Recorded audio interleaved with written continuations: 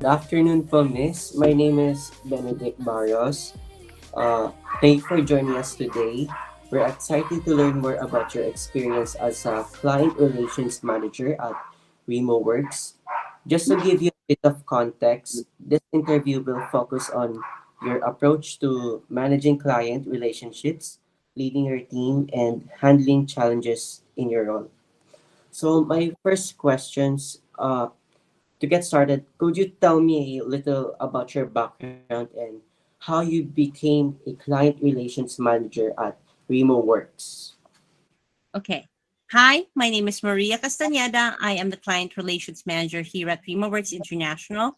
I have been in the HR business, maybe mainly recruitment business, for more than 20 years. I started from Castañeda Ship Manning, actually Maranao Shipping, Castañeda Ship Manning for about 10 years, and then uh, another 5 years in Japan with Yongwan Navigation, and then I came back home and we built remote works from scratch during the pandemic, seeing the need for virtual assistants everywhere in the world. So I started with a team of only the president, me, and the vice president, accounting, and just like a core team of six. And from then we grew up to right now we have over 150 virtual assistants globally, and also mostly in the United States, and over 50 clients. All right. So my background is it, and I graduated from my background is in marketing and sales, which is a business course, right? A little far from where I ended up in HR, but at the same time, it's still the same. It's kind of related because I do a lot of marketing as a client relations manager. I do a lot of, talking to clients, making sure that they're happy and making sure that they are, somebody who can, well, who they can rely on us, right? And making sure that we uphold the highest quality of virtual assistance for them. Okay. Thank you so much for sharing that. Mhm. Now, we'd like to ask you some questions to better understand how you approach key aspects like client relations and team management. Sure. For the first question, as a client relations manager, how do you assign tasks to your team members to make sure you meet your clients' needs and the deadlines on a consistently? Okay, that's a great question because I am a very obsessive compulsive person. I like planners and I like planning a lot.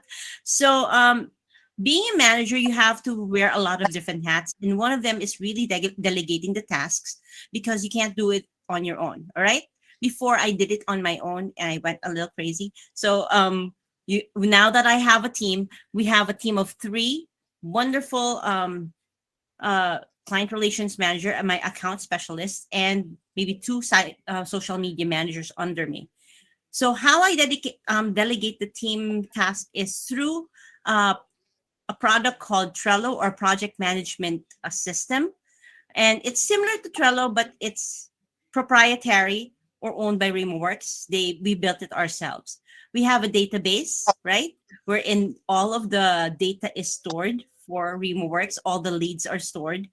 And then we do have um, and through that database and that program, we assign the tasks to each and every single manager. So I have three areas of right now that I'm working with, which is all the three areas are in the United States. First of all, is Pacific Standard Time, which is the western side of the US, owned by one of my managers, Katrina. The Central Standard Time, owned by Miss Saya, and then the Eastern Standard Time, owned by Miss Joyce. So how I assign tasks to them is by area. So they don't mix up their delegations, and they know that if a client calls in and it's from the California region, Katrina has to answer. However, as a team, we do work together and cover each other if, for example, Katrina's sick. So I have to jump in even as a manager to go ahead.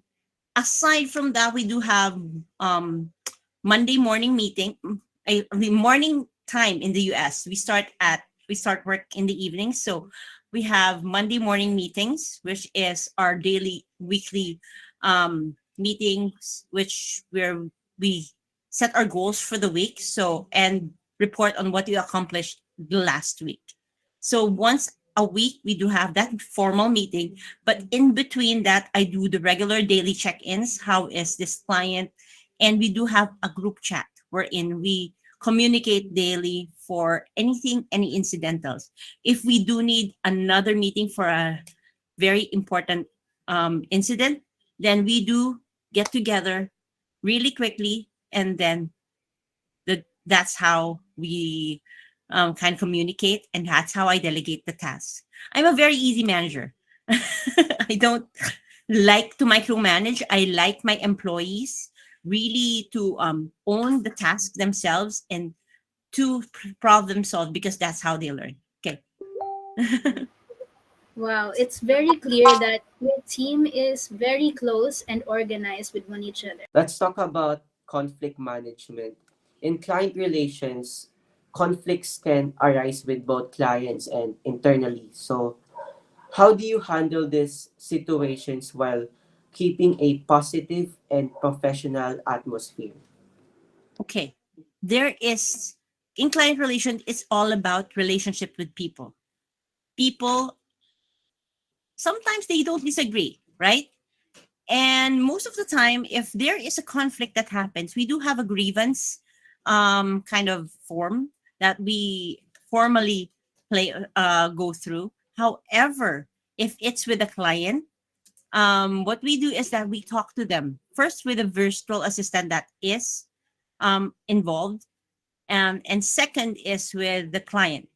We get both sides of the coin, and so we can be impartial, or at least I can be impartial, to see the whole picture, not just because my VA or my account manager is close to me will I judge the situation, right? So I have to see the whole picture. Where is the roadblock?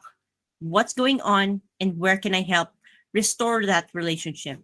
And by talking to them objectively and showing them different solutions and offering them different solutions in a very peaceful and calm manner, um, that's how I create that's how I create solutions for um, these types of situation. I do remember a time wherein, there was this client that was really, how can I say?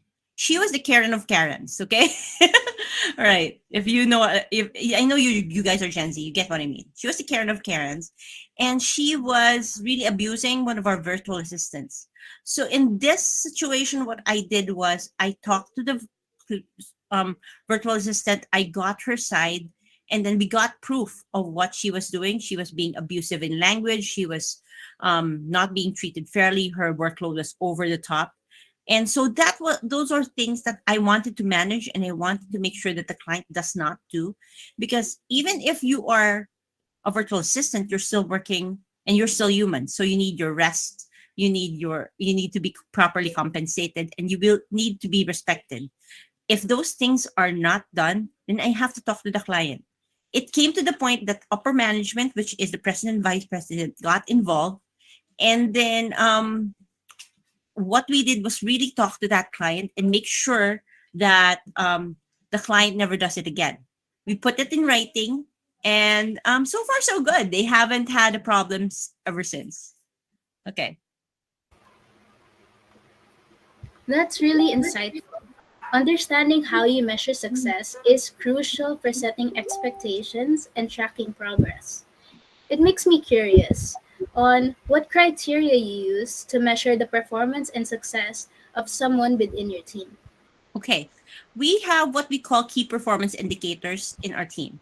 And these are metrics, meaning things that we look at per week that should be done. So first of all, if I assign the task to you, it should be done within the week or within the time frame that is allotted to you. For example, 2 weeks. I gave you a worksheet that you have to complete in 2 weeks. If you don't complete it within 2 weeks, there's something wrong. Where are the roadblocks? Why couldn't you complete it? We ask those questions. Number two is that we do have a KPI, a monthly key performance indicator of deploying at least 5 virtual assistants to any client within the US. That's a team goal per month. And so far, the client relations team has well exceeded that goal because we work together as a team. Another thing is that I do check their attendance every day. I talk to them every day to check on what they're doing. You do not have to micromanage people. You just have to check in and, hey, have you done this? Or how is this client doing? Or have you talked to so and so? Right? So asking them well placed questions and questions about their well being does help employee morale, and still helps them to by then, if you have personal talks with them daily, you get to know where the roadblocks are and how you can help them. You know, keeping the metrics high and success very very possible for the team. Yeah. It's clear you like to keep good relations with your teammates and you have lots of trust within them. Now, lastly, let's discuss the challenges. As a client relations manager, you likely face various challenges. What has been one of the biggest challenges you have encountered in your role, and how did you overcome it? Okay, that's a good question. One of the biggest challenges I had as client relations manager is really, just keeping clients happy, right?